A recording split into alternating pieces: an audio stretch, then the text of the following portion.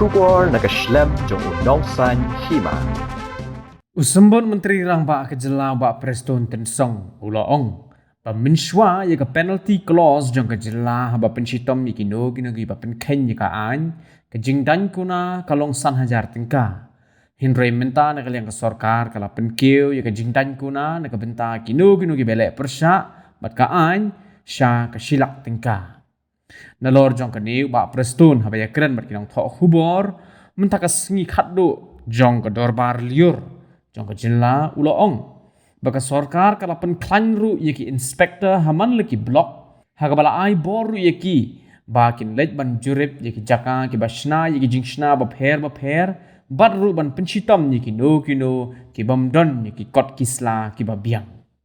I think point number one in the amendment is we increase the penalty clause. Previously it was only 5,000 and now it goes to 1 lakh. That is number one amendment made. And the point number two is we strengthen the office of the inspector in the respective blocks, where we authorize the inspectors even to to go inspect each and every construction site, and ultimately those who does not have the the required documents, then they can take action accordingly. These are the two issues.